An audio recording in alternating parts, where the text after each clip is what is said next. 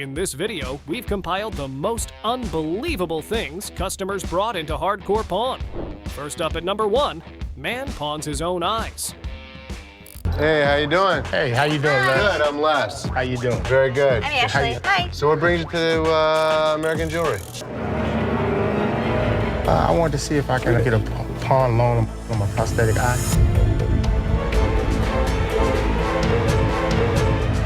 See, I lost my eye. How'd it happen? I went and worked at shipping Hummer frames and body frames and engines and stuff like that. And a guy was horse playing. He picked up the bearings off the floor and threw it over the dock and hit me. Oh, no, right in your eye? Yeah, so my eye came out like a boiled egg. And I had to have this made. You know, it takes a lot. No, I see that, because it has to be identical to your other eye. I don't really know if there's a demand for a prosthetic eye. I think an eyeball is very specific for the size of your eye and the color of your eye. I can't get anything. How much did you need? Like 100, 150, because I need to take care of bills. You know, if it would be a prosthetic limb, you know, I could resell it. But for us, this would really have no value. I'm terribly sorry. Oh, the eyeball had a lot of value, just not to us. So there was no way we could make a deal. As weird as that was, this next customer came in confused. You guys would be interested in something like this. It's a sex chair. It's a sex swing, an adult bedroom swing, we prefer to call I it. knew that. Oh, this is a sex swing. So right away, this whole conversation got a little bizarre. Husband got it as a bachelor party gag from his friend. Yeah, I'm the friend who bought this. You're not the husband, you're the friend. Yeah, I'm the friend. Why the would he come in with her and try to sell a sex swing? Did they have something going on? Have you used it together yet? Well, not me and him. Oh, well, that you would admit. Yeah, I got right. you. So it works. It works. It works. Holds up to 400 pounds. The visual thought of her in that chair, who used sex chair, you know, we're not in the porn business, we're in the pawn business. We're in a dealing mood today. How about 90 bucks? Ooh. Oh, no, it's How many not. times have you used it? We know I've used it the one time since I have twins. You know, if there was really a market for these, and I'm sure when they're new, but because it's used, I see. we don't know what bodily fluids are on it. All right, well, it's worth a try. How much can you get for a used sex chair? 0. Gross. Liz had seen it all, but this item crossed every line. But wait till you see what this next customer brought. Masonic trench art. This is a British helmet. Do you know the year that this stuff Well, was it was World War I. It has a light inside of it if you want to try to plug it in. That way you can see the little gems and everything. Are you looking to pawn this? Are you No, looking to sell it? It has a bit of a curse on it. I don't want it.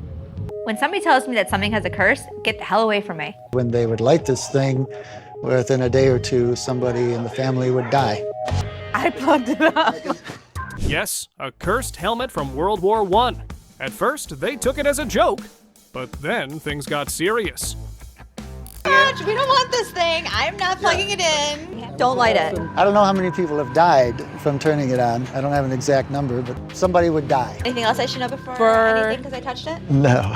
Did you really think I was going to buy something that was cursed? Hell no. I appreciate you trying us out anyway. Thank you. Okay, thank you. This was brought back by my great uncle in Kentucky, you know, many years ago. Whoever plugs it up will die. Well, thank God that we didn't plug it up. Plugged it up. Get the hell away from me. So today's your last day. The entire store came to a still. But nothing can beat this next customer who wants to send Ashley and Seth to space. This is our Orbitron. It was originally designed for NASA astronauts. I want to try it. Wow. Oh, yeah, that's legit. You should try it. Does it make you sick? No. Do not make me flip that much, okay? I swear to God. Seth! 1, No! Seth, please don't! Ashley clearly wasn't ready for it. But wait till you hear the cost. All right, you're good. How much are you looking for? Looking for $5 grand. Why? Because it's fun. And you're out of your mind. You know, it's a cool piece, but you do know there's newer versions out. I saw them selling them cheaper. So 1,000 wouldn't buy it. No. Where? Level 4 though. Where's your bottom number 3. No more than that. So 1,500 won't help you? No. At that price, I couldn't make a profit. Yeah, guys, 1,500 is where we're at. Yeah. Appreciate you bringing it in. It's too bad, though, because it would have been a great torture chamber for Ashley. And so, every once in a while, a customer comes in with something so bizarre that it leaves the entire store in shock. No, I don't have my ticket. They didn't give me one. Nothing leaves that counter without a ticket attached. That's the most basic rule in the shop. And the way she carried herself made it clear she didn't know that. No, you are not in the system. Got to be here. I don't know what to tell you. I got to be in the system. Can you please look? No ticket showed up, no records matched, and it felt like she had never even been there before. So Seth stepped in and checked it himself. System. I don't have you in the system. I'm in a mother system. Look it up again. Seth kept handing her ID back without saying much, clearly hoping she'd take the hint and walk away, but instead she pushed things further. Can I talk to somebody else? You're talking to the person. I talk to somebody else. You have to talk because your ass back there behind that mother window. Don't throw my. She was basically fishing for any random ring, hoping pressure might get her somewhere, but trying that approach with Seth was never going to work. Okay, could you please find my ring? I don't have it. It's back there. It's not there. It is. It's not there. The second someone dares a gold to step outside, it's already heading downhill. She tried to stand firm, but it was clearly time to leave. Mother, go back there and find my mother ring. Don't touch me. Don't touch me. We're guiding you. No, I want my. Once she was escorted out, it seemed finished, but what she did next was so over the top it could have looked like something completely different to people passing by. My ring! I want my ring! She likes that pole. I want my ring! Yep, I sure do. That's how I brought my ring. I'm breaking out the pole. If this had been someone else, Seth might have handled it differently, but here he chose to ignore it and let her burn out on her own. I want my ring! I need my ring! Bitch! But wait up, because this next customer didn't just cross the line, but erased it, throwing the most shocking threat at Les himself. You the charger? Not with me. I didn't know I had to bring the charger with me. You gotta have a charger. I can't turn it on. Bringing in electronics means proving they actually work, because without power, they're just dead weight. But he tried to outsmart that simple expectation. Nope. It ain't gonna hurt just to plug it in there, just. I can't do that. I mean, what if I go get the charger and come back with it? Then I'll see if I can take it and see what you. It should have been quick and easy. Check it, price it, move on. But things shifted the moment Ashley asked what he thought it was worth. A gallon. I'm I sorry. gotta go use some gas to go get the charger. Then you should have brought it in the first place. It doesn't turn on. So as far as I know, I don't want it. Forgetting the charger wasn't Ashley's problem, and Les, watching nearby, caught onto the angle immediately, stepping in to make everything clear. Telling me what I want to hear. Go get the charger and come back. Okay, I'll do that. Okay. I can't tell you. What? Out of nowhere, the tone jumped. Ashley stayed calm, explaining things, but he kept escalating, and Les wasn't going to let it spiral. $50. Here's what you're understanding. For this. I'm not going to give you 70. Even that didn't slow him down. Now he had two people listening while he doubled down, and Les could already see where this was heading. What you saying, right? Exactly right. Okay, well, what you saying too? I want some money for my. All right, come out with me. Everybody can talk better than you can. Here. Keep it up. The solution was entirely in his hands, but instead of taking it, he kept directing his frustration toward Ashley. I can wait all day. Come out with me, my young man. Come out with me. I wasn't even talking to you any way. That crossed the final line. At that point, walking out politely wasn't even an option anymore, and Les made that decision for him. Straight up, that's how y'all feel? That's how y'all feel, for real? I ain't trying to hear it. So you can give me my computer. You ain't gotta touch me, bro. I can walk right the out. Even after everything, he couldn't let it go, and once Ashley stepped away, he shifted his focus straight onto Les. Any way. You want the mother behind the got desk? You got now? Huh? Probably got a up under the mother pants. When he finally started walking out, it seemed done, but one last comment flipped the switch instantly. I gotta be out here when you leave this mother. Watch your back, bitch. Okay, that don't fly with me. You threatening me, mother? You mean my threat? Trying to intimidate Les was the worst move possible, because instead, it pushed him right to the edge of losing patience completely. You mean my threat? Just what I said. You threatening me after You work? tell me what I'm doing. Since I don't you got know. all You the tell answers. me. You tell me what I'm doing. You got the answers, right? You tell me. You got the answers, You right? tell That sealed it. Easily one of the most disrespectful customers to walk in, and Les made sure he wouldn't be coming back.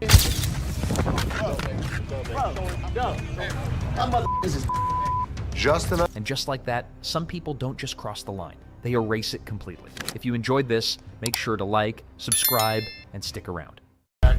Since the first day he came here, over 20 years ago, I feel betrayed. Didn't I just have an employee meeting to tell everybody that they need to step up on their game? I'm watching you and Bobby J talk to these two girls. You're out there trying to sweet talk them, trying to bullshit with them. I'm looking for you in layaway. Where the hell are you? I gotta sit in layaway all day long and just wait for something to happen? As the minutes tick away, the atmosphere inside the pawn shop grows more intense. Les reflects on his long-standing support for Rich, highlighting his sense of loyalty that spans a quarter century. He recalls a recent employee meeting where he emphasized the need for everyone to step up their game. Disappointment and frustration seep into his words as he confronts the situation, a pawn shop mystery intertwined with personal and professional loyalties. I'm watching you and Bobby J talk to these two girls. They're out there trying to sell their jewelry. You're out there trying to sweet talk them, trying to bullshit with them. They end up walking out the front door. You put me in a position that you were the next to go. In this pivotal moment, Les delivers a stern warning to a fellow employee, Bobby J. The scene unfolds with Les observing interactions and attempts at sweet-talking customers. The threat of termination looms as he recounts the consequences of letting down the team. The dialogue underscores the severity of the situation and the potential impact on job security. Tension rises as Les grapples with the repercussions of the unfolding events. Rich, I'm out. Tell your dad to off. You up your job. As the confrontation escalates, Les draws a line in the sand. The ultimatum is clear: compliance or termination. The final seconds capture the raw emotion and frustration of a loyal employee who feels And I need it back. I don't got no slip or nothing, but I need my TV. Woke up, TV gone, boyfriend nowhere. And her first instinct was to come to the pawn shop instead of his neck. Interesting priorities. Morning and it was gone, and I need it back. You sure it's here? Yeah, he told me it was here. No ticket, no name, nothing. But the confidence she walked in with could have bought 3 TVs outright without any negotiation needed. Help you without the ticket, and if it's not in your... Y'all gonna do something in this because I need my damn TV from out of here. Her boyfriend robbed her, and she showed up to argue with the wrong people about it. Somehow this felt like his plan working perfectly. Yeah. Okay, what's going on? I woke up this morning and my TV was gone. How do you know it's here? Because my boyfriend told me it was here. Ashley stepping in was either very brave or very unfortunate, depending on which side of that glass partition you were standing on. So he stole it from you? Yeah. Okay, so what you need to do is go make a police report? No, I need my TV from here right now. The police report suggestion was genuinely the most helpful thing anyone said to her all day. She treated it like a personal insult. So what you can do, since it's not legal for us to look up somebody else's look name. up my TV, lady. There is not a single pawn shop on earth with a look up my TV button. She was convinced, otherwise and deeply committed. Well, bring your ass out here and talk to me. And what's gonna happen if I do? Bring your ass And what's out gonna here. happen if I do? I need my TV. Ashley did not come to work that day to get challenged to step outside over a TV that nobody can even confirm exists here. I need my TV. I can't give a damn. Well, you better give it to me, damn it. The calmer Ashley stayed, the more personally offended this woman became. Unbothered energy hits differently when someone is fully unraveling right in front of you. Where the TV's at? I think this is my TV over here. Excuse me. This looks like my TV right here. The speed at which she adopted that TV as hers is genuinely impressive. Attachment formed in under 4 seconds with zero documentation whatsoever. I need my TV. Hello? Can I get my TV? Hey. All right, I might commit this one. At this point, she had skipped the conversation entirely and opened her own investigation. Nobody gave her permission. She did not require it. I ain't buying. I want my TV. Okay, you have 2 options. You can leave. I don't have no option. I ain't going nowhere Yes, you do. without my TV. Oh, yes. She announced she wasn't leaving like the store had personally wronged her and not the man currently living in her house rent-free. I suggest you leave. I do what I want to do. Bye. Get your big ass off me. Have a good day. Whatever, bitch. I'll be back. Security removed her and she promised to come back. Les has heard that one before. The door was already closing before she finished the sentence. What's up? Man, I need to get about 6, 7 iPads, man, and 6 iPads, 4 TVs, walked in like he was placing a corporate order at a Fortune 500 company and not a pawn shop in Detroit. Well, what kind of iPads are we looking for? I'm looking for a deal, man, if I'm getting so many, boss man. He wanted a bulk deal, which is fair. The number he had in mind was not fair to any living person on this planet. How much can I get all these for, man? 16 items on the table, and Seth quoted $3,500. Completely reasonable. Whatever this man was about to say next was not. $3,500, man. Hell no. $25 each. For iPads, he said it out loud, with his whole chest. in front of witnesses, completely serious. We got money, We spend good money in this motherfucker, bro. Time, man. Your forehead's too big always to be that. man. How much you have there? Count it up. Count it, man. You tell me it's Count it up. He put the money on the counter like the physical presence of cash would somehow rewrite the laws of basic economics entirely. But Les was intrigued. When I see money on the counter, I'm here. Seth clearly saw the money and still said no, because $25 per iPad is not a negotiation. It is a fever dream. We ain't leaving this motherfucker till we get the deal we want. Announced they weren't leaving until they got the deal they wanted. Les filed that information away and started thinking about his next move immediately. You're not getting the iPads because they're not what you want to pay for them, so you're not going to get them. We'll buy you. Ashley flagged the security concern quietly. When Ashley says that out loud, the situation has already crossed a line most people would have noticed. We ain't leaving, man. That's what's happening. Still negotiating, still at the counter, still convinced that persistence alone was going to change what 16 iPads are actually worth in reality. What's the matter with So these that you guys, see man? that nothing is being... Man, hold on, big dog. Don't touch my money. We're not touching your money. Les stepped in, and the entire energy of that interaction shifted in under 3 seconds. That's just what happens when Les walks over. Really? Well, how about this? How about you? How about... Yeah, of course not.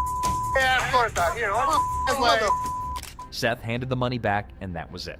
The counteroffer of the century died right there without so much as a receipt. Have a nice day, sir. Here. Yeah. Don't forget your package.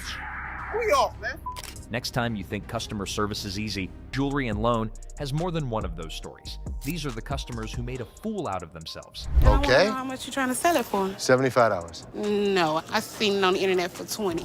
She saw a massage chair online for $20. Shipping was free. She is now standing in a physical store applying that same logic out loud. We have it right here, right now. No, you can get it for free. The employee explained that the store already paid for shipping when they acquired it. That information was received and immediately rejected without consideration. Seen it on the internet for 20. I give you 20. I have more money in it than $20. He has more money in the chair than $20. She does not care about that. These are two people having completely separate conversations simultaneously. It's used. It's not really used that badly. I can't sell it. I could, but then I would lose money. Threatening a fit and then immediately complimenting the security guard's size in the same breath is a tonal shift that nobody in that building was prepared for. I will break him down. She is now physically grabbing the chair herself while 3 people are trying to de-escalate a situation that started over a $55 disagreement. Yeah. Give me $60, you can have it. She got offered $60 off and still left furious. The chair cost $75. The math on that reaction does not add up at all. You didn't put your hand. Her shoes came off during the removal. At this point, the chair, the price, and basic footwear are all casualties of the same argument. The woman took the wig off and looked like Little Richard. The wig came off in the parking lot. Nobody on that staff was trained for this specific sequence of events during their onboarding process. You. Have a nice day. And if a wig on the asphalt was hard to follow, the next one walked in with a poodle, a fur coat, and a number so disconnected from reality that even the dog should have known better. Oh, and Yeah, you are very rude. A poodle, a success cap, and a $15,000 tax receipt request. 3 things that have no business being in a pawn shop together. Basically, I need a receipt for my tax write-off of what, about? Ashley's face did the math before her mouth did. That coat was not worth $15,000. It was barely worth the conversation. I can't do that here. But my friend told me that you guys are taking donations. Somewhere along the way, someone convinced these two that pawn shops process charitable donations. They showed up with fur and full confidence. I can do for you. Is there a certain charity that you like to normally donate? Ashley actually tried to help them find a way out of this. That was her first mistake, and they were about to make sure of it. Oh, and Yeah, you are very rude. She called Ashley rude for explaining how reality works while standing in Ashley's store, asking Ashley for money. That takes a specific kind of nerve. I don't know why these people came here. Ashley said worthless and meant every syllable. These two had been running this long enough to know when a wall was actually a wall. So this is worth about $12,000 to $15,000. $15,000 dropped to 12 in under a minute. Numbers that moved that fast were never real to begin with, and everyone in that room knew it. Place that. You know what, bitch? Why are you stuttering? Do you know your job? Wait a second. He asked Ashley why she was stuttering in her store after she said no twice. that question did not land the way he intended. Bitch, You don't get in my face. No. Whatever he said next cleared the room in a different way. Ashley kept it together, but the building was about to handle the rest. You're supposed to my face? You're turning really red. Lise had been quiet this entire time, watching from a distance. That specific silence from Les never ends well for the person who caused it. You know, Ashley's been giving me about my watch deal, but it doesn't matter. No. Les does not move for minor situations. The second he stepped in, every single person in that store understood this was finished. Nobody's gonna disrespect my daughter. It's time to go. Neither of these customers got what they came for, and both of them made it onto a list that this channel will be mining for years. If you want more moments where reality hits harder than expected, the next video is right there. Subscribe so you never miss one, and tell us in the comments, which staff member deserved a raise after their shift that day. See that mug made me mess with the bro, man. Bro, what is you doing, man? Yo, man. If you steal something, you're a thief. I mean, look up in the dictionary, that's what it means. Bad parenting. The pawn shop door swings open, and a furious mother charges in like a bull in a china shop, demanding to know if her daughter sold her precious ring here. How you gonna sit here and tell me? You told me you brought it here, right? Yeah. It best be here. I don't have it. Now what we gonna do? There's nothing What the I can hell do. we gonna do? Because I need my Nothing I can do. Don't I have to have her I want my ring. Not a good impression anyway. To diffuse the chaos, Ashley stepped up. Let's see if it helped or not. You took your grandma's ring. Yes. And you pawned it. When? The day before yesterday. Okay, so where's your ticket? I don't have it. So let me ask you a question as a mother. Did you press charges against your daughter for being a thief? I'm not pressing no charges against my daughter. Then you can't get it back. No. Get a grip on yourself, Mommy. The woman just won't listen to anyone. Man, where do such people come from? No wonder her daughter's acting the way she is. I came in here to try to resolve the situation. But yeah, you want to figure it out. Hey, get off him! You better figure out some way to get your mom's ring back. Watch when I get your ass home. Now see, now you got labeled as a thief. Coin thief. Ooh, there's a new player in the game. This fella's got a quarter that supposedly belonged to JFK when he got the axe. And guess who he's trying to sell it to? Les, of all people. This should be interesting. Hey, the second person to touch it, man. You see this, man? Who was the first? JFK, man. JFK. Hell yeah, I'm trying to get 30,000 for it, man. Really? Our friend here needs to know that he's trying to close a deal with the boss. Yup, the big cheese himself. You know what that means? He better have some answers ready.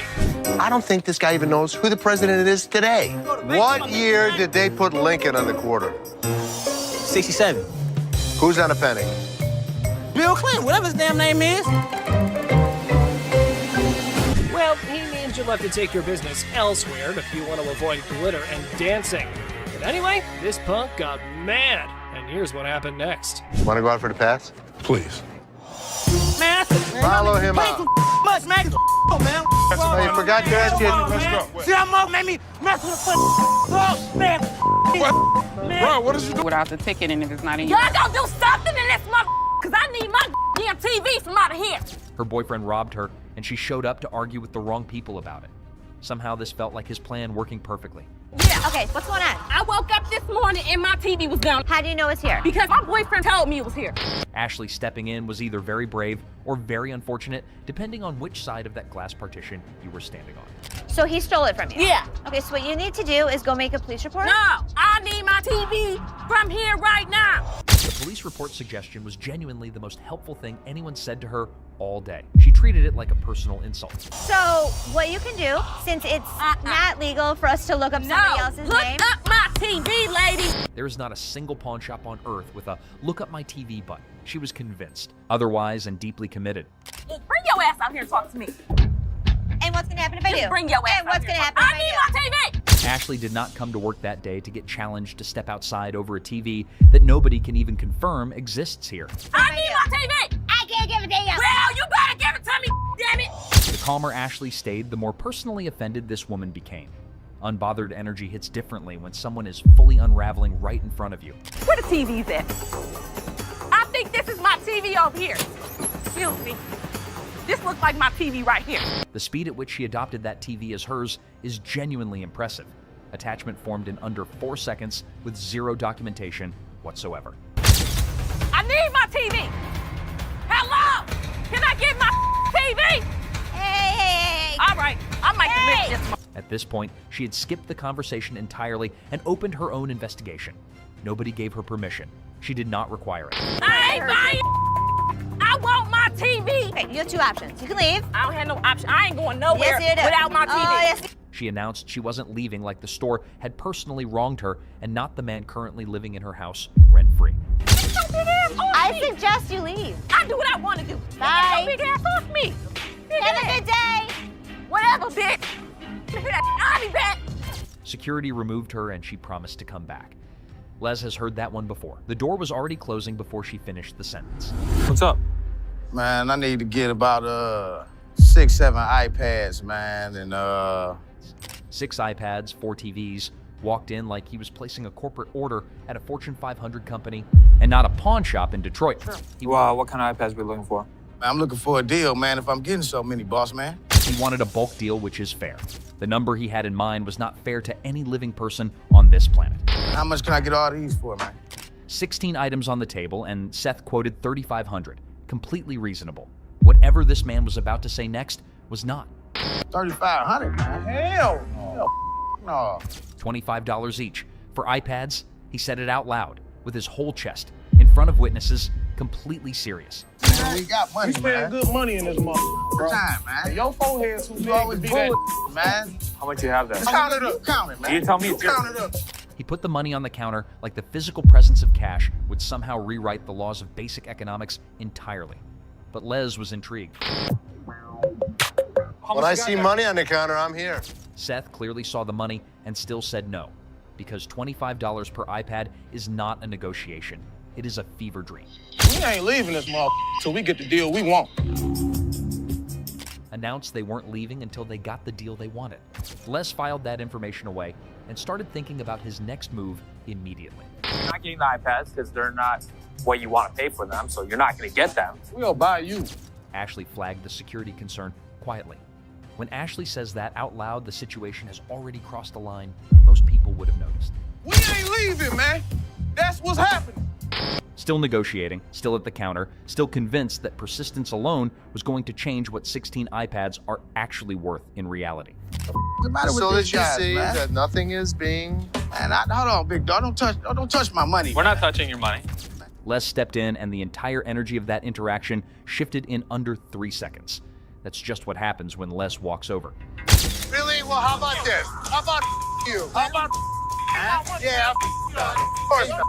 Yeah, of course not. Here, Seth handed the money back, and that was it. The counteroffer of the century died right there without so much as a receipt. Have a nice day, sir. Here. Yeah. Don't forget your package. We off, man. Next time you think customer service is easy, remember this. And if you want... American Jewelry and Loan has seen thousands of customers walk through those doors over 30 years. But some people don't just come in with items, they come in with a whole personality that nobody asked for. And somehow every single one of them was shocked when it didn't go their way. Excuse me. Dude, can we get some help at window 1, please? This wasn't even his first incident at this store. He'd already caused a scene once before over interest he didn't want to pay. Look, I'm just trying to get my I got a brand new PlayStation 3 up in this bitch. You know what it is. Let me just get my A brand new PlayStation, a whole lot of volume, and absolutely zero patience for a line that every single other person respected. I'm saying I'm in line. What the Guys, stop yelling. What the are you yelling I'm just about? saying I want you to be able to hear me through this window. Said he was yelling so the staff could hear him through the window. Sir, they can hear you. The entire block can hear you. Let me calm down. Yeah, calm down. Now, give me your pawn ticket. All right. First, he didn't want to pay the interest on his game system. Les decided to just process it and get this man out of everyone's hair as fast as humanly possible. That plan backfired. You have it. Take this over to the brown counter. We'll take care of it. He's making too much commotion. So I take his money. Les went to the back himself to get it personally for a man who'd been screaming at his staff 2 minutes earlier. What I'm saying, that's what I'm saying, VIP treatment, baby. There you go. I'ma just look, got all my connecting devices. Called it VIP treatment out loud and genuinely meant it. Everything was fine for about 11 seconds, and then it wasn't. That's the wrong one right here. Whose is it? This is, I don't know who it is. It ain't mine. Got me check this. Look, mine. The PlayStation had been bagged and labeled the moment he brought it in. There was zero chance of a mix-up happening here. The minute he brought it in, we bagged it and labeled it. There's no question, this is his game system. Les had the receipts, literally. But this guy had already decided what he believed, and no label was changing that today. PlayStation 3, what you talking about? That is yours, sir. Bro, you gonna straight up play me like that? What y'all gonna run me? What you got? Offered him his money back, and that somehow made things worse. At this point, the PlayStation was just a prop for the performance. You gotta leave out this bitch sooner or later. Y'all better bring me my PlayStation 3. Don't ever threatened the store. Les didn't flinch, not even slightly. 30 years on this floor, and he's heard scarier things before lunch. You a promise, boy. Boy, get your hands up off me, big fella. Straight the up, boy. Get your hands off of me right now. I swear to God, if y'all... 30 goons. He threatened 30 goons in a pawn shop over a PlayStation that was absolutely positively 100% his. Now get your ass out of here. Can you feel me? Oh, you gonna feel me. Can you feel me, brother? You gonna feel me. I'm gonna feel you. You ain't with me, boy! Les had hit his absolute limit, and when Les hits that point, there is no negotiating, no reasoning, and no second chances left. In hundreds of thousands of dollars of business. Don't with me. That PlayStation situation was exhausting. This next woman came in with 2 speakers, 1 broken, and enough energy to power both of them. Fat ass, take it off. You work here, ain't you getting paid to do this? I look like a butler to you? I don't give a She wanted the staff to carry her broken speaker outside for her, called the employee a butler with complete sincerity and zero shame. My gonna come in here and get this motherfucker. You better hope he don't slap your ass when he get in here. His big ass gonna beat your little ass. Threatened to bring someone in to physically handle the staff in a store full of security while surrounded by cameras. Remarkable threat assessment. This is what army. Motherfucker, come from behind this counter. Oh, I'll come back there. How the you get back there? So big ass home. One speaker worked, one didn't. Store paid for the one that did. That's where the logic ended and the chaos started. Speaker and take it outside. You want me to stop? Take the speaker I want you to outside. stop, and you're gonna stop. She brought it in herself. 2 legs, 2 hands, fully capable, but apparently carrying it back out was everyone else's responsibility entirely. Speaker outside. I'm like, this is mine. Take it outside. She demands that we take the speaker out. You brought it. Les had been watching this, and you could see the exact moment he decided being patient was no longer on the menu. That take it outside. Y'all wouldn't take the so y'all bring it outside for me. She wasn't moving, wasn't picking it up, wasn't leaving, just stood there expecting the store to solve a problem she created herself. Take your ass out of here with your speaker. You're not going to come in threatening my employees. Les stepped in, and that was the end of the conversation. When Les steps in, there is no second round of discussion. Straight ass following behind me. Red ass. Look at this. She was still talking on her way out, still gesturing, still convinced she'd won something. She had not won anything at all. The respect and the decency you deserve.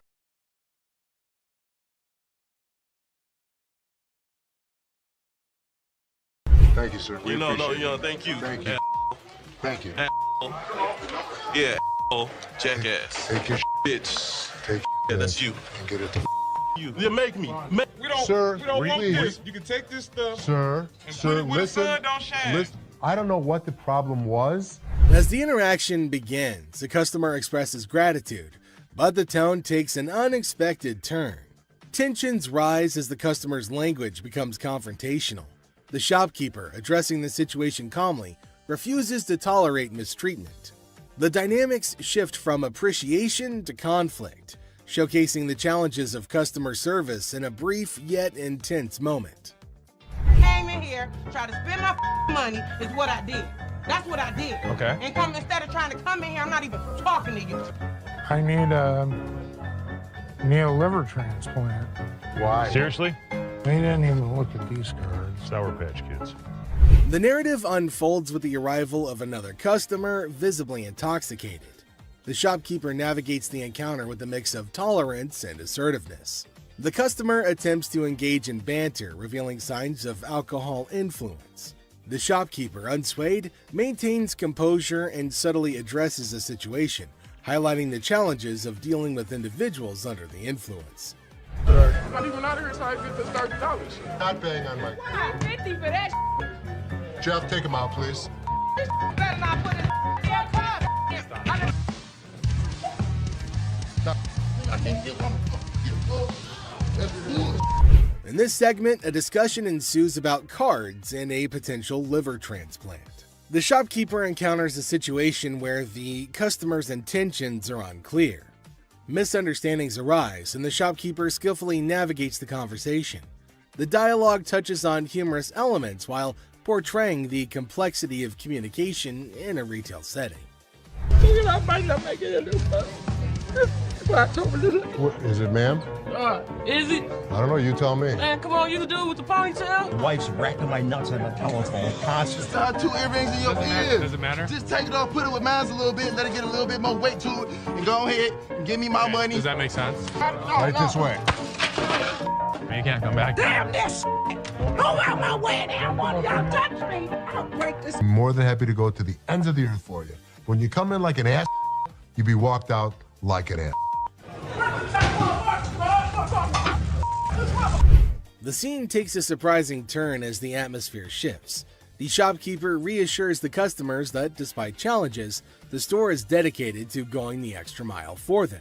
The encounter, starting with tension, concludes with an assurance of excellent service. This final part encapsulates the roller coaster of emotions within a brief time frame, showcasing the highs and lows of customer interactions. You just walk to that? Man, how you doing, brother? What's the deal on this TV here? This TV right here is $400. $400? Yeah. I was in here 2 weeks ago, sold you this mother for $90. Now you gonna ask me $400 for it, man? In the electronics section of the store, a customer named Robert engages in a conversation about a TV with the store employee. The casual tone sets the stage for what seems like a routine interaction. The customer questions the TV's price, sparking a humorous recount of a previous encounter where he claims to have purchased the same TV for a lower price. Are you kidding me? So you're making a $310 profit off me? Bull, man. Can I help you?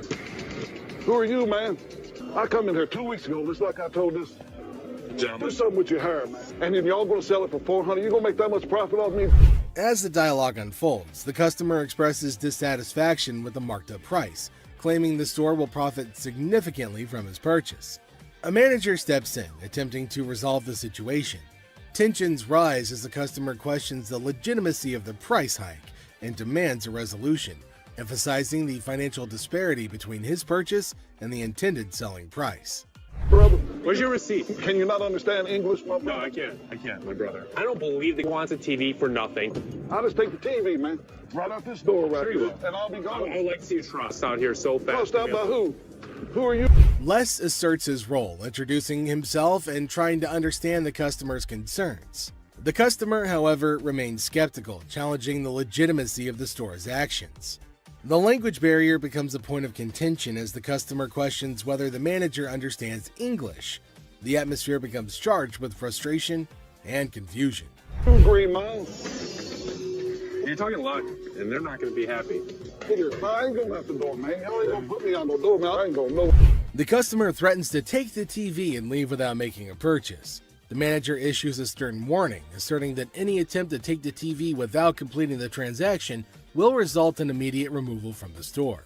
The confrontation takes an assertive turn, with both parties standing their ground. Once I get this TV, man, get up off me. Man, get off me. My damn shoe, player. You got my shoe. You got my money. It's joint. This guy was acting like a total baby. He wanted attention and he got it. Despite the warnings, the customer decides to leave the store, expressing discontent with the entire experience. He accuses the store of mistreatment and vows never to return. The situation concludes with dramatic flair as the customer exits, leaving behind a sense of dissatisfaction and a promise never to Body slam! Our guy claims his grandma's ring is a lost treasure. Well, that part's for Ashley to decide whether it's real or something that came out of a cereal box. How much are you looking for? Is this enough to pay rent? How much is your rent? $300. Okay. Do you have anything else? Because this unfortunately is not real. What you mean it's not real? It's not real gold. Basically, y'all sit up here and waste my time talking to you. You don't waste your time. Oh dear, Mr. Sad Story. You've really painted yourself into a corner now. It was almost as if he was starring in his own drama series. All right, just give me my ring.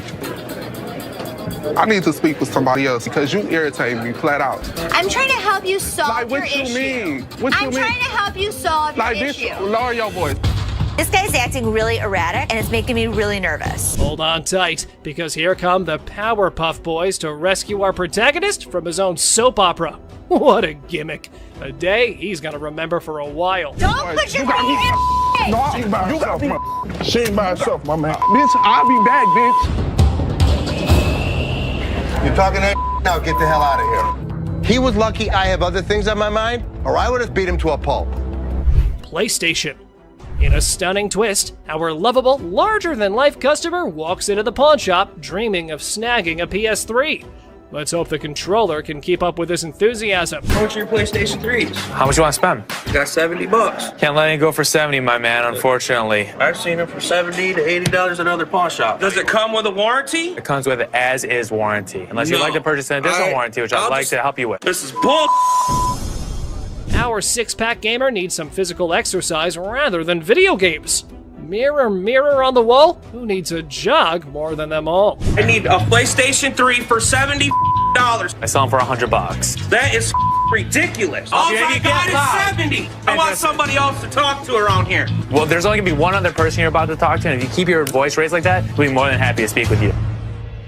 And here's where you might consider scheduling that eye wash. Oh boy, up next could rival a comedy sketch, complete with unexpected twists and turns. Get out of here. I'll take a ride, big boy. Big boy. Ride, big boy. Here we go, big boy. Here we go. Have a good day. What is all that about? What you want to do? I come down this level, beat your ass down here. What? Take you all that, bitch. Do it right. Ashley fires. So, guess what? There was a worker at the pawn shop who some folks thought might be stealing stuff. Ashley got wind of it and had a little investigation on her hands. You said you wanted to know if Tressa asked me to put anything else on the internet? Yeah? Well, she did. She did? Another watch. Are you kidding? I'll take care of it. Don't even put it on the internet. Okay. I have to check with Brian first to see if Tressa got permission to pull the watch from the display case. Right when Ashley was busy being a detective, the sneaky thief decided to drop in. What wonderful timing! Well, since you're here, time to do some explanation. I didn't ask him to put it online yet. I didn't ask him. So he wouldn't just offer it. Right. You said to come to one of you guys. Well, before I would have bought it, I would have came to you But guys. you already asked him to put it on the internet. No, I said, was it a possibility? I pulled it out. Okay, you went around the bush and kind of asked him. No, I'm still not 100% sure if I wanted to buy it. Alrighty then, you're going home because you were not hired to make CEO-level decisions. But wait, there has to be more about this situation. You're fired. Fine, that's fine. I said I wasn't even sure if I was going to. It's fine. I literally told everyone that you weren't as big of a bitch. I was wrong. Excuse me? Get the out of here. Get out of here. Let's fight. Another aspiring pawn shop star enters the scene, ready to sell his treasure. Grab your popcorn, folks. This show's just getting started. Yeah, man, I'm trying to see how much I can get for this. I'm trying to get at least $100 for it. $100? Yeah. I won't even be able to sell it for near that. So how much can you give me, man? $20? $20? What the hell you mean? I'm more or less helping you than anything. Man, I'm gonna need more than $20 for this, man. Of course. They're giving you exactly what it's worth, aren't they? So just take the money and run. But anyway, here is how our man decides to handle the situation. I need my money. I I'm gonna need understand. at least $100 for this. You paid $200 for that, I overheard? Yeah, I mean, Really, you paid $200. I'll sell you like 4 of them. Why would I want to buy? I'm trying to get money for it. I've been waiting in this line for an hour. I need more than $20. Why is there more staff out here? Well, folks, things took a nosedive when our beloved Les decided to make an appearance. It was like wrestling mania at the pawn shop. Damn! What the you gonna do, old man? Who the you calling him? Really, mother? I got this. More than $20. Get out. Time to go. You. I've been waiting for an hour. Really? Me? You. Yes. How you doing? How you doing? Fine. Good. Oh, wow. How can I help you? Looking. And realistically, I'm not going to be able to give you a loan on that TV. It's just too old. It wouldn't matter much to me. I would rather sit here and talk about almost 2.5 years, junior varsity. I got a $80,000 resume. So this guy says that he's a Homeland Security officer and has an $80,000 resume. Well, then why are you bringing me an old-ass TV? A customer comes in to pawn a very old-looking TV and DVD player. This is the type of thing that nobody's interested in. Do for you, this stuff is just too old, and I couldn't take this under goodwill just because it's a fire hazard. Look, I'm trying not to just make this. You know what? No, a lot of me. I ain't say you. I said Perfect. You understand? Take it out of here. No. I didn't bring it in. I You're don't take give it a out. damn. Oh yeah? I don't. You think you scare me? You make me. Watch. Seth won't take the man's old items, and neither will the man. I don't Well, you care don't. if I don't. So get the out of here. You make me. You want to see me make you? Yeah. Watch. Don't touch me, man. Hold the up, man. This ass don't ever do no deals with nobody, man. This ass don't do. Take it out. Throw in the dumpster on the way on. Man, I'll break his face, man. Man, are you serious? Okay, Squeaky. Time for you to go. Bounce. What the hell, man? Out my way, man. You straight Have up, a good man. day. The guy thinks he can't be thrown out of the shop, but Seth proves him wrong. How are you? How can I help you guys today? I want a meat coat today. Should I wear a small? Any color? You sure this is a small? It's actually a medium. What? No, I wear a small. Try it. Try it. Suck it in. This has got to be an extra small. Let me see here. Let me see. Let me see. Here, help me on this. I got a bad arm here. Let me see. Let me see. Oh no, extra small, extra small. Somebody else that we can talk to. They know what they're doing around here.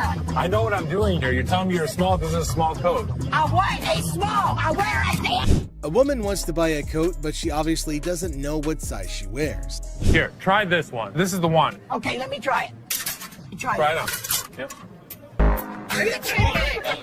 I didn't try anything. Way too big for her. He tried me. Have a nice day, ladies. Now what the jacket, Crystal? What are you gonna do? Escort you to your car, make sure you No. I'm tired of this. Don't you run away. I am not going nowhere. Yes, you are. Oh, no. I ain't never coming back. Bye, Crystal. Have a nice day. Seth plays a little joke on the angry Karen and her friend just before he sends them out of the pawn shop. I need to get my stuff, my 2 TVs. I need your ID or the ticket. My what? ID or your ticket. I don't have no ticket or no ID. My stuff was stolen in Hey, was there an issue? My boyfriend found my TV. So he stole it from you? Yeah. So did you make a police report? I feel terrible for her, but I can't help her without her ticket. Look, I just want my You don't count on my window! Yes, I can. Yes. Count on my window! Really? Hold on. Count on you, baby. Get out of here. I get my Now. I'm not leaving out here. Get my Ashley has a heated confrontation with the Karen that couldn't have her way. I'm not leaving out of here. Bye. I get my no. I'm not leaving out here till I get my I'm not scared to leave. Bye. I ain't scared to leave. Okay. Bye. See ya. No, Mama, calm down. See ya. We're not the police, but damn it, we're not your local psychologist neither. And you have a lovely day. God. Ashley makes sure the angry Karen leaves the pawn shop, but she doesn't do so quietly. Ma'am. I just bought the TV. It's broke. No, I don't. When did you buy it? I bought it yesterday. Yes, I did. I need you to give me my money back. I don't know if you bought it from us. But you owe me for my DVD. Where's your receipt? I don't. Do I need to get louder? No. Why not? This woman starts trouble when Seth refuses to change her TV. Excuse me. Who do you think you are? Really? I don't need your help on this one. Thank you. Mom. Where my money back? Excuse me. Oh. Excuse me. Excuse me. What you do that for? Unreal. Anger management. She doesn't last long in the pawn shop, and she even broke the TV more for some reason. Someone in the comment section went all out and said how they thought the comics were not fake. They were just not worth anything. And I personally second that the woman low-key had goodwill and wanted to get rid of the comics. She never said they were masterpieces, so we can't exactly blame anyone here. She might have done it out of pure innocence, or maybe not. But Chum for sure had the ego boost in the form of a sexy lady buying all her stuff and pretending to be a professional at this while his coworker kept asking him to get an expert and get them checked for real value. And if you think $2,000 was a crazy ask, this next person has a book signed by none other than Shoeless Joe Jackson. Shoeless Joe Jackson was a legendary baseball player whose legacy is as captivating as his nickname.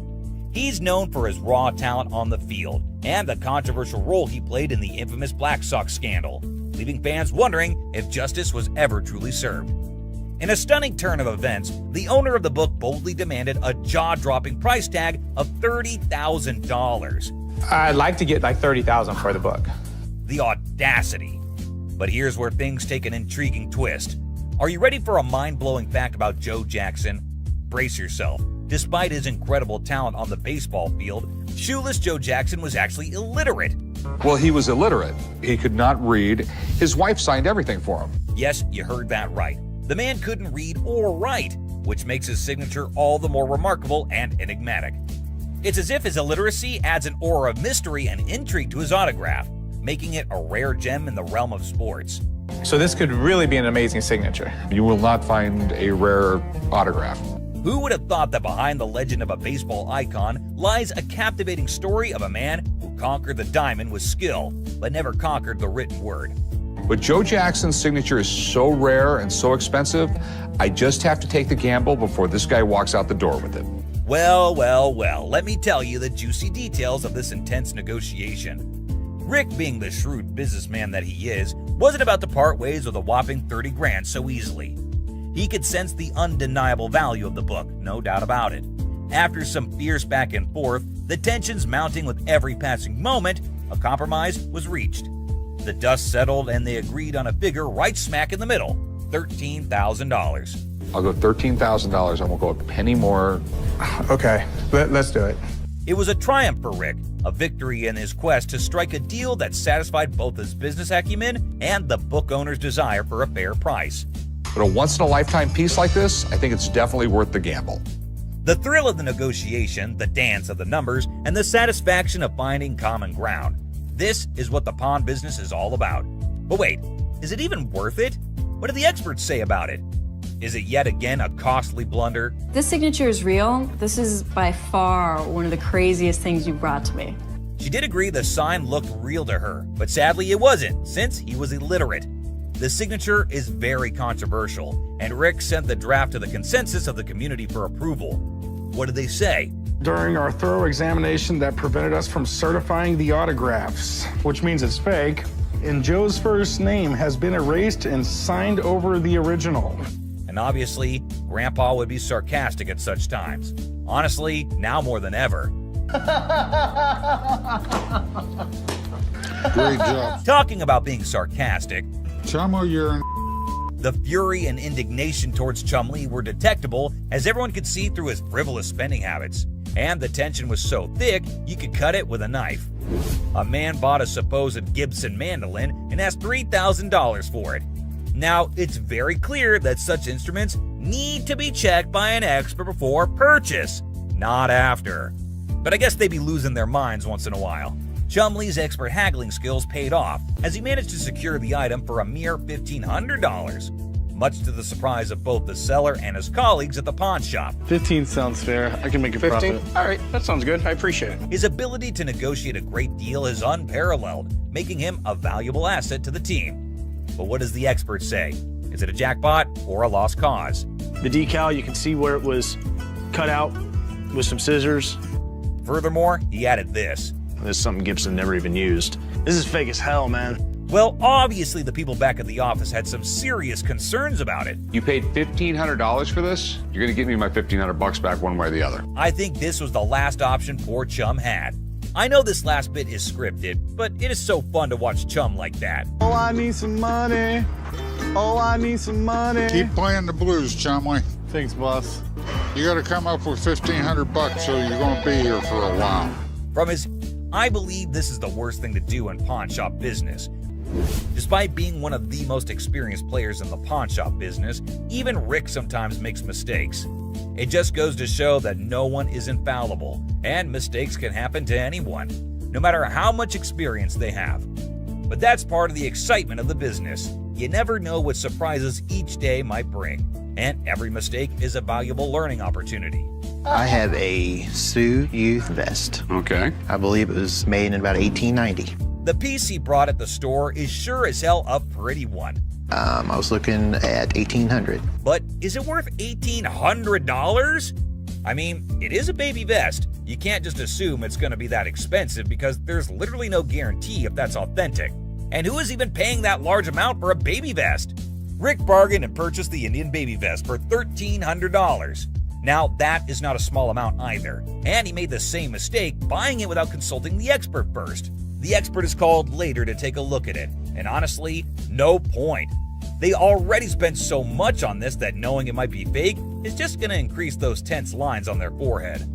But let us hear what the expert said about it. From looking at the beadwork, it looks to be Sioux or it's Northern Plains beadwork. Unfortunately, I don't think this is from that time period. But wait, later it is revealed that it is real, but it was made for sale and not for personal use.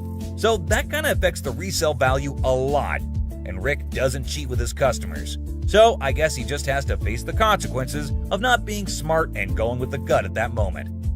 But wait, Corey had a call from someone saying that the vest is actually real. Does that mean Rick is the boss and never messes up? Here, it's Mark Holpatton. That Indian vest you bought is actually real. Hey, Mark, what's up? Nope. Well, I guess tit for tat. Better luck next time, Rick. I personally love this environment of work for them. They sure do make mistakes, but laugh it off. This should be the way people do it, but generally, they don't. What I loved the most about this episode was the way Corey made a fake call, all for fun and just to get Rick's reaction. Well, that's only fair because Rick makes them realize they made a mistake in brutal ways. This was far better, at least. Well, Pawn Stars certainly took a massive hit, losing a staggering amount of these ill-fated deals. It's a financial blow that leaves a bitter taste in their mouths, a painful reminder of the risks and uncertainties that come with the pawn business. But hey, that's the nature of the game. Sometimes you win big and other times you take a gut-wrenching loss. It's a stark reminder that even the best in the business can't always predict the outcome. Pokemon cards. I have probably the world's #1 Pokemon collection inside this case. Cards, and they're all Charizards.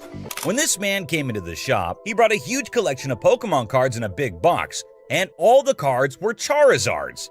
However, Rick had a little problem, so he had to call in Chum, the Pokemon expert, to have a look at what the man had brought in. This guy's got Pokemon cards. Rick, it's not Pokemon. It's Pokemon. The man had saved them all from when he was a kid. He eventually tried giving them to his kids, but they weren't as interested as he was. So he thought, why not go and try to sell them? So, Rick, you don't know about Pokemon? It's like a game like 8-year-old kids play, right? Rick didn't have much knowledge about Pokemon and how valuable those cards were. So Chum explained everything to him, from their origin to the current day. Still, Rick couldn't grasp what Chum was saying. I really don't understand why Pokemon is such a big deal, but if something like a Beanie Baby can become worth a lot of money, maybe these can too. The man had a lot of valuable cards, especially the first edition, which, according to him, could easily sell for $50,000 to $100,000. However, Rick wasn't ready to believe that people actually buy these kinds of things for such a high price. So how much do you want for these things? I'm looking for right in the area of $500,000. With the man demanding a huge sum of $500,000, Rick knew that he had to get an expert opinion other than Chum's. And he says they're worth $500,000, and it just doesn't make any sense to me. Well, there's a lot of cards here, Rick. After examining each and every card, the expert was sure that all these cards were genuine and the most valuable in the Pokeverse. According to him, Rick had 20% of the Pokemon market sitting on his counter with all those cards the man brought. I'm estimating anywhere from $380,000 to $390,000 for this collection. Really? So the seller might be a little disappointed with what the expert proposed, but it was still something Rick found very, very hard to believe even after the expert's opinion. My problem with these is if I go to sell them, I can't have any conversation about them because I know absolutely nothing. I don't even know what a Charizard does. Rick could not buy those cards no matter how much profit he saw on them, and Chum and the seller could not help but feel disappointed in him. I still don't know the difference between a Pokemon and a Charizard. Actually, Charizard is a Pokemon. Yeah. Mystery box of fun. Mystery box of fun. Yes, it is. What this man brought in was a mystery box of Funko Pop vinyl toys, which had both Batman and Joker inside it. These were the limited edition figurines offered at San Diego in 2013. However, it actually came with 3 figurines: Batman, Joker, and a special metallic Skeletor. Funko's a really incredible company. They started coming out with them in the 90s, and then Funko changed hands. The seller was a sushi chef, and he wanted some new knives, so he thought, why not go and sell his brand new untouched toys to the pawn shop? Rick had to give him a history lesson on Funko, of course. You know, I was happy with these being a part of my collection, but then recently discovered that they might be worth something. Okay. The man was looking to get at least $3,000 out of the toys, so Rick had to call in the expert to determine their actual worth. What this was in 2013, and pretty much every year since, Funko has produced what they call the Mystery Box of Fun. After examining all those figures and seeing that their condition was perfect, the expert was sure that these 3 toys were going to sell for good money. But how much exactly? Let's find out. What are they worth? The set being in nice condition and what they are, I think you'd have no problem getting $2,800 for the set. The negotiations went on, and a bag. Imagine this super funny video with a lady who's basically playing the I'm lost in a bag shop game at a crowded mall. So there's this awesome comedian pretending to be her, right? She strolls in like she just landed from Mars, completely clueless. Yeah, okay, I went to get my purse back to make my payment. Then, out of the blue, she locks eyes with a black bag, and boom! She's convinced it's her long-lost twin, with a mix of determination and total confusion. That's my purse right there. That one right there, the black one. So I want to know why it's out there. She marches over to the lady in charge, ready to solve the mystery of the twin bags. It's like a comedy treasure hunt in a bag store, and you're in for a hilarious ride. Get ready to laugh your socks off. Here's the money. I want the purse. That bag was never in pawn. Now get this, the shopkeeper, a comedic genius with timing that's spot on, coolly spills the beans. She says, hey, this bag's not yours. But oh no, our lady on a mission won't back down. That's not your purse. How do you know it's not my purse? Because that purse has been out there. Let me see it. With this epic confidence, she declares, no way, this bag and I go way back. They're like childhood buddies. And here's the best part. You want to buy it? I just want to look at it and make sure it's not mine. She throws down the ultimate challenge. Bet you this bag, if it's not mine, I'll hand it over. But trust me, it's practically family. It's like a comedy duel in a bag shop, and you won't believe how hilarious it gets. Oh my God. Get your hands on. Meet Cam, the scene stealer of the century. Picture this, chaos in the bag shop, and here comes Cam, our superhero security guard. He's like, hold my coffee, and smoothly escorts the determined bag enthusiast off the counter. Have a nice day. Let's go. Walk yourself out, yo. You. Walk. But wait, she's clinging to her bag like it's a ticket to a comedy show. The laughs hit the roof as Cam keeps his poker face while chaos reigns. This video's a comedy roller coaster. And Cam, the unsung hero, it's a laugh-out-loud male adventure that you don't want to miss. Go to see with that pole, right? Go. Bitch! Go where you got to go. I'm gonna kick your ass. You wait. Sign of free cash. In the pawn shop sitcom, the worker dazzles the customer with the prospect of a 30-day cash fiesta. The seller, with a classic "How can I help you" line, unwittingly opens the door to financial freedom hilarity. It's a tale of interest-free loans, dollar storage fees, and a comedy of errors that promises 30 days of pawn shop shenanigans. But that's not what the y'all sign is saying. Misreading it. No, you're misreading it. The customer attempts a 30-day free cash caper, armed with a misinterpreted sign. The seller, caught in the crossfire, insists it's an interest-free loan bonanza, not a free cash party. Cue the comedic chaos as the customer points fingers, and the pawn shop sign becomes the unintentional star of a sitcom episode gone haywire. I need my cash. It says it right here. Free cash. The customer demands free cash like a rock star on tour. The seller, armed with the reality of interest-free loans, faces a barrage of demands. The customer, teetering on the edge of pawn pandemonium, enlists a surprise ally, a sassy woman who jumps in the scene like a comedy superhero. Cue the applause for this unexpected twist in the cash crusade. Antique computers. Got some equipment here. Yeah. We need some money. We're going to out west. In the pawn shop time machine, two hunters strut in with ancient computer relics. The seller, bewildered by their outdated tech, questions if they're stuck in the 80s. The hunters, claiming they've wiped out all of Michigan's deer, aim for a whopping $900. So how much are you looking for? About $900. The price tag triggers more shock than a retro computer's boot-up sound.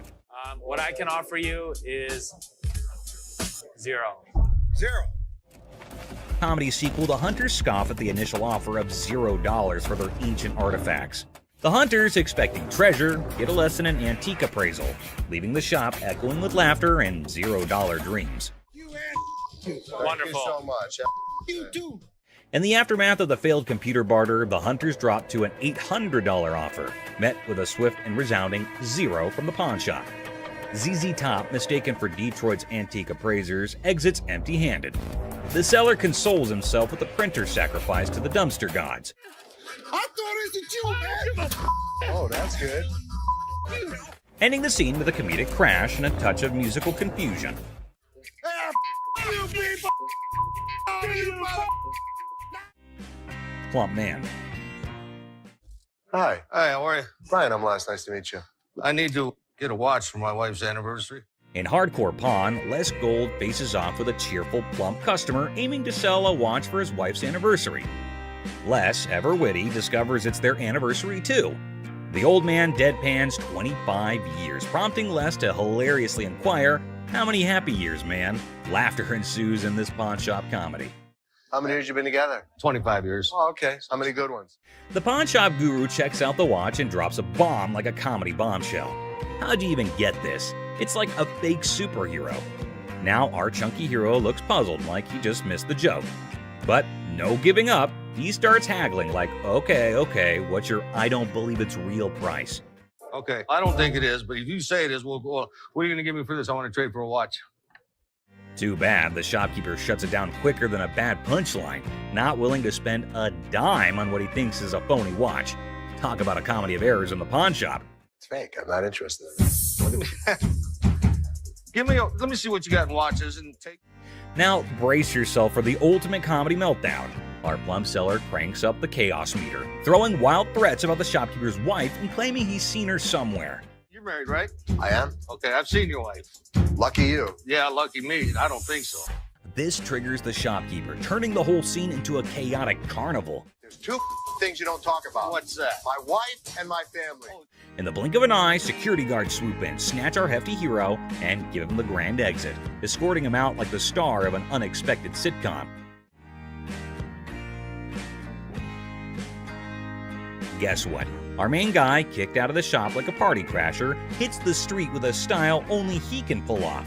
Think military swagger, but with extra oomph. But wait, there's more. He starts yelling all sorts of wacky stuff, turning the sidewalk into his own stand-up comedy stage. Mama and Daddy laying in bed. It's like a roller coaster of laughs. First the weird pawn shop deal, then the crazy threats. And now he's strutting like he's the sidewalk general. If you're up for a good giggle, this video is a must-see. It's like a comedy buffet that'll have you grinning like you just discovered the ultimate joke. Get ready for hilarious. There's never a shortage of people who don't know their item is fake. The truth makes this woman explode at Les, but she never stands a chance because Les has backup. Hi, I'm Ashley. I'm Nana. Nana. I called up here and I got an estimated price, and they told me that I could get $400 for these. You called up here and got an estimated price. Yeah. Who did you talk to? Nicole? Nicole. Over the phone? Yes, But ma'am. we don't see them over the phone. She is lying. Where Nikki at? Nikki. Nicole. Well, which is it, Nicole or Nikki? Listen, it's real diamonds. All I know is I need my $400. All right. I'm looking at the diamonds, and I know right off the bat the weight is just not gonna make it. I know I am not gonna be able to help her. I can do 185. No, I'm not, and you're not gonna come in here demanding money from me. Yes, I am, because that's what I called for. Nikki! What? No, Nikki! Where this bitch at? She all of a sudden darted away from me, started screaming for Nikki. It was like a bat out of hell. Where this... A customer comes in to pawn her jewelry, but she's not ready for what Ashley has to say about it. Excuse me. Nikki! First First of all, you're not gonna scream in my store. No, first of all, you're not gonna walk up on me either. This is Nikki, and they told me that they was gonna give me $400. Oh, so look at and these now they telling me that I can't get my money, and I need this now. Don't you dare! I need my money right now. I don't know what this chick was talking about. She was very confused, but I know one thing for certain: Nana needed to go. Let me like that? Well, you disrespected me, my store. Y'all bitches. Okay. Everybody in this mother y'all. Joe. All y'all. Okay, have a good day. And kiss my ass. Keep walking. Bye, Nana. You bitch. All you mother. Give me a headache. Nana's smart enough to leave before security throws her out, but she makes sure that she's got the last word. Hi. Hello, how are you? Good, how are you? I'm well. I'm here today. I want to power my computer. I'm trying to get my son into a technical high school. I know it's ugly, but it's No, I didn't say it was ugly. How much you looking to get? Like 175. Oh, that's not enough. I really wish you could give me like 150. Have you ever had an impound before? Yeah, I'm a gold card member. Get it for you for the same amount that you've had it in for. What was that? You consider the fact that I've been patronizing this business since '97? I really appreciate. You're not giving me what I want. Well, I don't give everybody what they want. 7. You done? No, I'm not done. Okay. Do you want the 100? No, I don't. Okay, then goodbye. This customer walks in with a laptop and a price that just won't cut it. Ashley knows this one's gonna have to go. What do you mean goodbye? You can walk out the store. I can. But am I gonna walk out? You will. Who's gonna make me? I want to see somebody make me leave up out of this not giving me what I want. I don't give everybody what they want. 150. Well, if you had As something a patron that's been patron since '97. Are you done? No, I'm not done. I want to see somebody make me leave up out of this Are you a lady or are you a child? I don't give a what I am. And don't think that you won't. Because all I gotta do is make a phone call. You know what? Get out. I'm not going out of here. Get out. Me up. Don't touch me. Do not touch me. Get out of my store now. I've been patronizing this business since '97. You have an English degree, right? No, I don't. Yeah. Despite Ashley's efforts to help her, the woman goes ballistic. Felix, the security guard, escorts the woman out, but she doesn't go quietly. I was coming in to try and get like $1,500 for this. Okay. I'm trying to get my baby daddy out of jail, and I've been really trying to work things out with us. I love him dearly. I was his first phone call, so that lets me know that he loves me. Huh? No, not $50. I want $1,500 for these. I can't help you with that. I said. I don't care what you said. I said I want $1,500. I'm not giving you $1,500. $1,500. I am not giving you. To get my man out, okay? I want $1,500. What part of that you ain't understanding? You need a hug. No, don't give me no damn hug. Oh, you need a hug. I don't want no damn hug. Get off of me. Good day, baby. I don't want no hug from you. You sure? I don't want no hug from you. Kiss my ass. Gave her a hug. The woman comes in to trade baseball cards. However, the only thing she manages to do was initiate a shouting match with Ashley. This one is put out the door fast. How are you? I'm doing okay. What can I help you with? Either trying to get a loan on it or you guys can buy it. Mm-hmm. Trying to sell it for maybe like $150. It's $50. Then you know this costs way more than this. Okay, but I'm not going to pay you for the amount that you think it's worth because it's stained. This is not one of the newer ones. This is not this season. I know about purses. But you still willing to buy for $50 though. So if it wasn't worth, why would you even say $50? So they didn't say it wasn't worth. Leave Can our I store. talk to somebody else? Why do I have to talk to you? Because You I'm the disrespectful. manager. I'm disrespectful and you call me a pepperoni ass? Ugly ass bitch. You're not the owner. The owner is the other man. You must have. How you get here? You your way to the top. You. Customers are just shocked when they're told the real value of their item, but it does as the man goes for Les's throat. Good. What's up with this? Give me 1 second, sir. I'm just looking for a couple dollars, you know what I'm saying? To be honest, I don't think we're gonna take them, brother. You say what? We're not interested. Let me speak to somebody else back there. Go get somebody for me, dog. This made me act up. Yeah, what's going on, man? What's going on, cuz? I was trying to tell your man, let me get a couple dollars, you know what I'm saying? About 30, 40. You know? Yeah, I'm not interested. For real? For real. Damn, I ain't trying to look out at all. And then you got cuz. You know it's outdated. You got this on that bum. Listen, Don't be throwing the at me. You understand? You understand? There's no shortage of entitled customers who come into the store, and this next one easily fits the bill. I mean, what's up with that? Nothing. I'm gonna the scene, so. Y'all about to rush me or something? Here's a guy yelling at the front counter. He expects us to give him money on stuff that we couldn't. What's up with that? On that bum ass. Listen, don't be throwing the at me. You understand? You understand? Don't be ever throwing the at me. You understand that? You understand that, man? You understand that, dog? Y'all trying to gang up. You understand that, dog? Don't ever throw. What up, though, cuz? I'm up here at this mother alone. Take your hands off my mother. With the customer starting a tantrum, Les finally speaks, and let's just say the others were nicer to the man-child than he was. Yo, y'all ain't over here anyway. I smack this out your ass. Don't even reach behind nowhere. Reach what? Nigga, if I got it, got it. Reaching, Jonah. Don't get my stuff. I don't care how old I am. I'm never too old to beat your ass. American jury. What the is the law on it? Don't try to stare me down. All right. On what you gonna do? This guy was threatening me that he's coming back. Does he think we don't have security cameras? Does he think we don't know what his license plate number is? It'll be his worst day if he even thinks about doing anything bad to American jewelry. Tell him carry my shit out, man. I'm not taking it out. Try to step up like they was some players. They ain't even really in my ball game. I'm in for real. I'm up. This mother thought he was a badass. As you can see, I'm a badass. Les not only kicks him out, but also ensures the man stays out. If it were up to him, they'd probably ship the man to another state. My ring. You bring your butt out here and you assist me out. What the are you yelling I'm just saying, I want you to be able to hear me through this window. That's kind even. Give your slip, get your item, and get out, bro. But wait, there is a twist we all been waiting for from our protagonist. This ain't mine. This the wrong one right here. This is, I don't know who it is. It ain't mine. Got me check this. Look, mine's brand new out the box. What is this? Yours. The minute he brought it in, we bagged it and labeled it. Oh man, why do they always have to threaten the old man when things can be sorted through negotiation?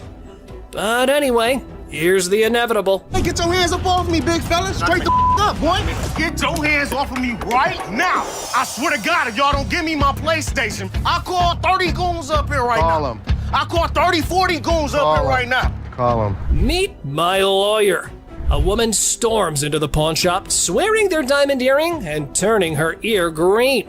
And guess who's with her? A lawyer, no less. I look at his earring that he says is turning his ear green, and it's a fake diamond with a fake metal. This is not the correct earring for the receipt. I got my lawyer with me. This is wrong. Oh dear, Miss Drama, it's not that simple. Your slip doesn't quite match the description, so getting that refund might be trickier than you thought. Would you like to meet my attorney? I want my money. My attorney will escort you out. You better not put his hand on me. Then you better turn around with your 2 legs and walk out yourself. I'm not walking nowhere. Want to bet? Well, lady, it was time for you and your mannequin of a lawyer to walk out the store while keeping your respect where it belongs. You don't just tell me what to do. Get out. Yeah, took my money, just sold me a bold earring, got my ear turning colors. I don't care if he had 10 lawyers in here because we didn't make his ear green. It's just a scam. Miss, I'm on the phone, okay? Can you respect my privacy and step back if you're a little too close? Give me a time for. Oh, man! Man, why you break that, man? I did not drop it on accident, man. I didn't break it. I thought it was you, man. Oh, that's good. They should have that. Where's Nikki? The lady has arrived at the pawn shop saying one of the workers valued her earrings, and now she's just demanding the estimated price. What a mind wreck, I gotta say. Who'd you talk to? Nicole? Over the phone. Yes, But ma'am. we don't see them over the phone. She is lying. Can I see your merchandise while I'm at work and while you're sitting in your living room? You need to come in, you need to evaluate your earrings, we need to test them. Where Nikki at? Nikki. Nicole. Ashley, ever the detective, was in suspicion mode, attempting to dissect the situation. However, the customer's reaction swiftly threw a wrench into her gears. Listen, it's real diamonds. All I know is I need my 400. I'm looking at the diamonds, and I know right off the bat the weight is just not gonna make it. I can do 185. So what you're saying is you're not gonna give me that $400, right? No, I'm not. And you're not gonna come in here demanding money from me. Yes, I am, because that's what I called for. Well, it appears our lady has raised some eyebrows about her sanity. The idea of consulting Nikki to identify this loudmouth was now on the table. Where this bitch at? Excuse me, this is Nikki. And Nikki, she claims she talked to you at 10 o'clock this morning. I don't even know her. I need my money right now. She was very confused, but I know one thing for certain. Nana needed to go. Phone call lady. This one time, an elderly woman disrupted the quiet at the pawn shop with her booming phone conversation. Oh boy! To Ashley, her voice was nothing more than a symphony of annoyance. You ain't supposed to be talking to me like that either. Who the hell you think you talking to? No, I'm talking to you. Ma'am? You know what? You know what? Ma'am? You know what? Excuse me, I'm on the phone. I know, but You know- you're... No, I'm not. excuse me. Hold on. Miss, I'm on the phone, okay? Okay, Can you respect my privacy a little Yeah. bit and step back because you're a little too close?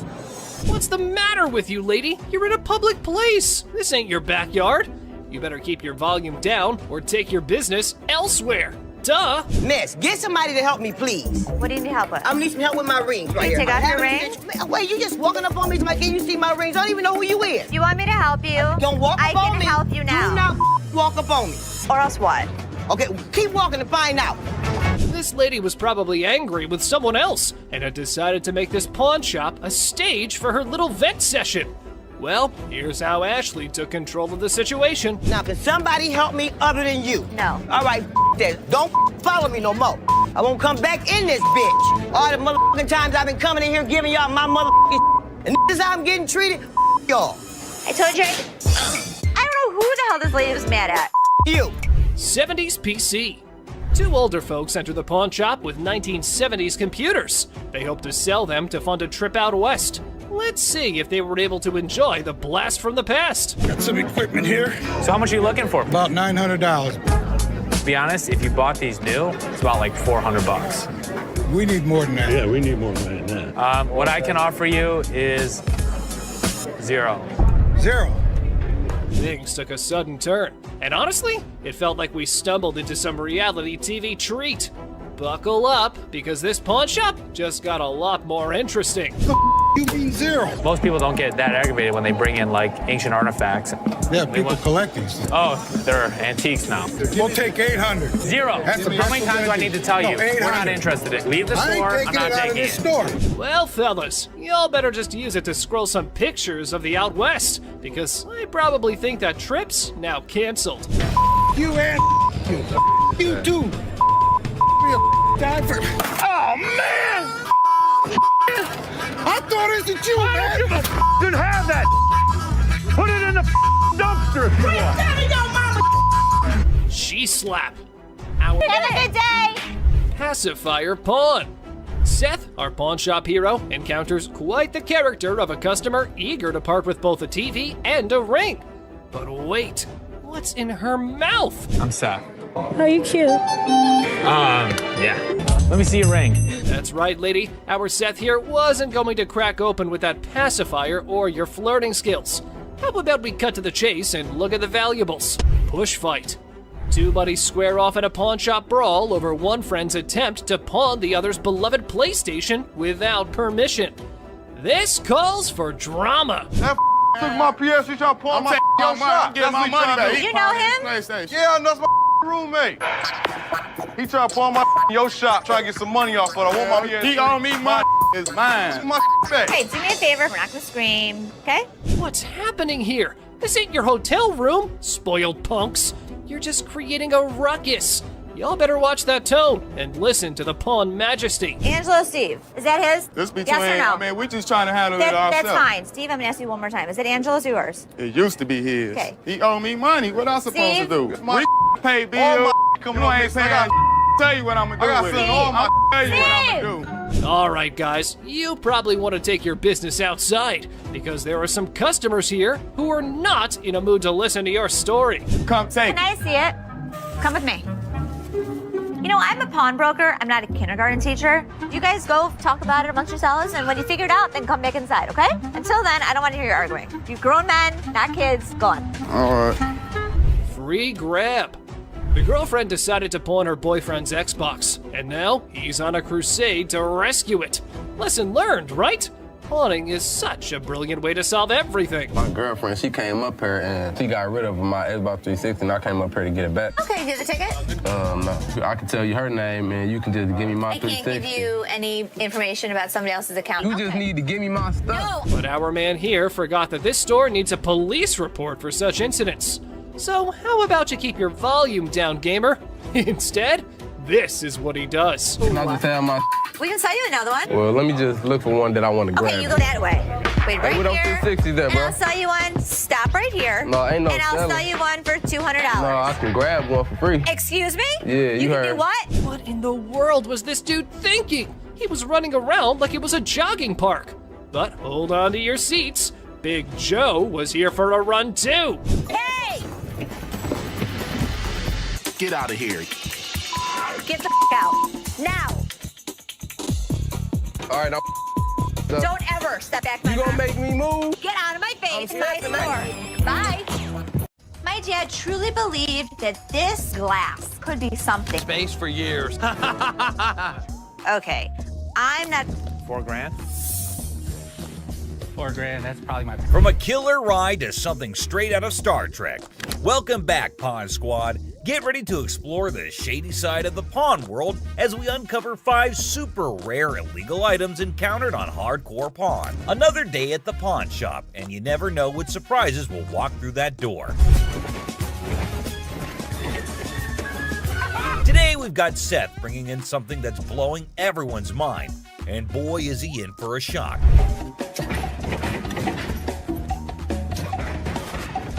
Our friend Penny rolls in with a rare 83 T-top Cutlass, lowrider frames, and a fully customized beauty.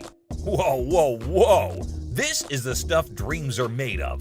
These babies are like finding a needle in a haystack these days, and you can see Seth's eyes light up with excitement. Easy there, Seth, don't get too carried away. We see all types of old cars come through the store. Does it do the 4-wheel hop? It could if you wanted it to. This amazing car is decked out with 4 switches and can hop up to 72 inches in the front. And guess what? If you're up for it, it can even do a 4-wheel hop. Talk about a versatile ride. If you wanted it to, Sure. it's equipped to. But it's very rare we see a tricked out car that actually jumps off the ground. This car is the real deal, folks. It's got all the bells and whistles you could imagine. How often do you come across a fully equipped ride like this? Seth can't help but admit that it's incredibly rare to see a car that's not only fully customized, but can also jump off the ground. He can't resist showing off, telling us about the car's 4 hydraulic pumps and a whopping 14 deep cycle batteries. More batteries mean more power, right? Seth and his buddy can't resist the temptation to hop in and experience it firsthand. And let me tell you, they are having a blast.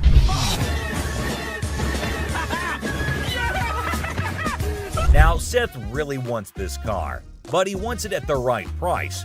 Penny, on the other hand, is hoping to fetch $12,000 for it. Will Seth bite the bullet and make the deal? Well, here's the twist. How about $4 grand? Seth is only willing to dish out $4 grand for it. Whoa, talk about a huge drop. You can see the disappointment on Penny's face. He explains that he spent $4 grand just on the paint job alone. After some negotiation, Penny agrees to settle for 10 grand. But Seth tries to push it further, offering $7,000. You know he wants it. Everything. It's very rare we see a tricked out car that actually jumps off the ground. Penny, being the wise guy he is, doesn't take the deal. In the end, they part ways on good terms. Well, folks, let's hope Penny finds another buyer who's willing to meet his price for this fully customized car. It's always a thrill to see unique items like this in the pawn shop. And who knows what will come through those doors next. Stay tuned for more pawn shop adventures. But here comes another gem-filled day at Les's Pawn Shop. It's a waste of time, Dad. You'll see. We have a woman who's brought in some stones she discovered at her late grandmother's house. Her goal? To gather enough cash to cover her dear grandma's funeral expenses. Poor thing, she's not quite sure about the value of these stones and is expecting to receive a modest sum for them. Younger. How much did you want for these? Anything would help, like $50 or $100. Enter Ashley, who wants to assist but has serious doubts about the authenticity of these gems. On the other hand, Les is a big softie who sees potential in these stones and wants to help the woman out. What? It's a waste of time. This could be custom jewelry. Yeah, it could be, but I think some of these are... Now, Ashley isn't on board with Les's plan. Talk about family drama. She's doing her best to convince Les that this is a complete waste of time. But Les has something up his sleeve. He's arranged for a gem expert to come in and assess whether the stones are genuine or not. And let me tell you, What unfolds next is nothing short of astonishing. Brace yourselves, folks. Holy, oh my God. These stones turn out to be the real deal. Crystal's life is about to take a major turn. All the stones, except for one, turn out to be plain old glass. But that one stone, oh boy, it's a game changer. It's a rare Burmese ruby worth a whopping $10,000. Les's hunch was spot on, and boy does it pay off. So we'll be able to give you $10,000. Crystal can hardly believe her luck. She's ecstatic and still pinching herself to make sure it's real. And you know what? Les deserves a round of applause for his intuition and faith in those stones. Well done, Les. It just goes to show that sometimes you can stumble upon hidden treasures in the most unexpected places. Crystal's journey from uncertainty to a life-changing discovery is a testament to the unpredictable nature of the pawnshop world. Who knows what other surprises await us in the future? Stay tuned, folks, because the adventure at Les's pawn shop is far from over. Hold on to your seats because this next guy is about to unleash some of the rarest goodies on the market. 5, 6. Brace yourselves, space geeks, because this is gonna blow your mind. So this guy rolls up with a bunch of crates, and let me tell you, the anticipation is real. Got a couple things. I have some Star Trek things, and I also have things from NASA. He's got some seriously cool stuff from the Star Trek universe, and even NASA. I mean, come on, that's pretty awesome. It's clear that this dude is a space enthusiast through and through, and his collection is off the charts. Honestly, it's a total flex. Like seriously, you gotta take a look at this thing. This is all the kind of stuff that you're into. Now, here's the kicker. Ashley confesses that she and her brother aren't exactly die-hard Star Trek fans. But guess what? Every time they get anything Star Trek related in their shop, it flies off the shelves. I'm not a Trekkie girl, my brother's not a Trekkie guy, but when we get Star Trek stuff in here, it flies off. Talk about a lucky break, huh? This guy managed to gather all these valuable items from various Star Trek conventions across the country, thanks to his gig as a truck driver. Talk about dedication to the cause. But wait, it gets even better. He pulls out this kit from Paramount Studios, which is a seriously impressive piece in his collection. To give to radio station to run ads for the show. It's an authentic set that was sent to a TV executive when Deep Space Nine first hit the screens. Now that's some next level stuff right there. You can't help but appreciate the sheer coolness of it all. Here's the catch though. All this awesomeness comes at a price, and Seth, our shop owner, is taken aback by the asking price. This was $1,000? Yes. Wow. $1,000? Yes. Why? Why is that so Because much? it's custom built and it all lights up and works. The guy wants a whopping $1,200 for everything, unless ever the savvy negotiator tries to bring it down to $700. It seems like a stalemate, but fear not, because Ashley steps in with her clever thinking. After some intense back and forth, Ashley manages to strike a deal. 7,800. She works her magic and secures all these incredible items for just $800. Can you believe it? Talk about a happy ending. Everyone walks away satisfied. The customer gets a fair price, and our shop owners have some killer new additions to their inventory. Who knew that a truck driver with a passion for Star Trek could bring so much excitement to our little shop? It just goes to show you never know what surprises are waiting around the corner. I kid you not. This next guy just pulled up with a true gem. Checker taxi cab. I don't know about the original miles. Meter still. Can you even fathom it? It's none other than a 1982 checkered cab. Whoa, now that's what I call antique. Take a gander at this beauty. It's in remarkable condition. It's evident that the owner showered this car with lots of love and care. Kudos to him. Did you call for a cab? Did you call for a cab? Now, hold on to your hats because there's more to this story. Our daring duo, Les and Seth, decided to peek under the hood. Lo and behold, their jaws dropped. Look at that thing purr. Don't you lose money because you get there quicker? And it all goes... The engine looks splendid, almost brand new. How cool is that? But wait, there's a fascinating tidbit about this cab. Back in the day, they used to write the rates right on the taxi door itself. Talk about genius. This way, the rates were fixed, making it easier to attract customers. It's a shame we don't see this kind of thoughtful detail nowadays. The door. Did you see the rates on the door? Yeah, I did.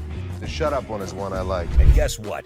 This car enthusiast doesn't just have one of these incredible cabs, but a whopping total of 4. 4, my friends! And out of all his prized possessions, he decided to part ways with one and sell it to this very pawn shop. As long as the price is right and it's in good condition, we can make a profit. Boy, oh boy, Les and Seth should count their lucky stars. Now brace yourselves for the asking price. This customer is seeking a jaw-dropping $10,000. Can you believe it? Les, being the inquisitive one, questions the reason behind such a hefty sum for what seems to be a mere antique car. Sensibly, Seth suggests that the customer take the car for a spin, just to ensure everything is running smoothly. Perhaps then they'll be able to negotiate a fair price. Good thinking, Seth.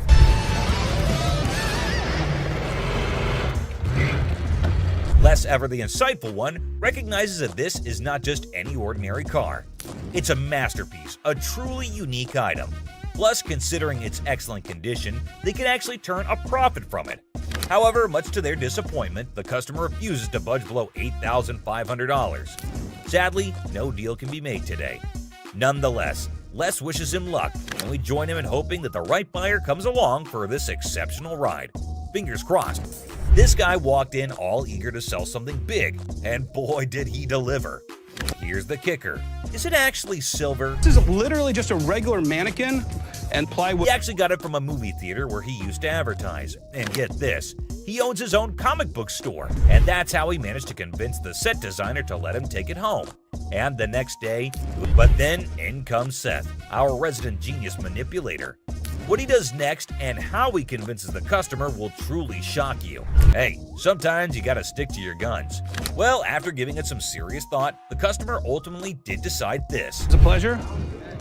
We're gonna go surfing on home. See you later. And walked away from the deal. But wait, there's more. They can all happily move forward. It's smooth sailing from here on out. And that concludes our thrilling journey through 5 super rare illegal items on Hardcore Pawn. This guy, I kid you not, strolls in without a single thing in his hands. The suspense is killing me. What on earth could he be after? Brace yourselves, because this one's about to blow your mind. So a guy comes in asking to tattoo their logo and get paid for it? Now, I won't sugarcoat it. This idea might come off as a tad bit idiotic, but hey, different strokes for different folks, am I right? I don't think that this guy was thinking through this. My dad wouldn't get it done, so why the would this guy get it done? Guess what? Ashley ain't exactly blown away by this whole thing and finds it pretty dumb if you ask me. Just when you start thinking he's all about giving props to the shop, it turns out he couldn't care less. You got any tattoos underneath? Holy moly. This dude means serious business, I tell you. Brace yourself for the mind-boggling price he's demanding for that tattoo. Well, I'm looking in the range for about $1,000. $1,000. Yes. He is so crazy for that. Now we're in a bit of a pickle trying to figure out who the real idiot is, him or Les. I mean, this guy is practically selling himself here. Come on, Les, get your act together, buddy. He's gonna have a new tattoo. Wait, you wear a shirt, so you'd be covering it up. No, I wouldn't be covering up. I'd walk around. But here's the moment of truth. Did they strike a deal? Drum roll. Nope, not a chance.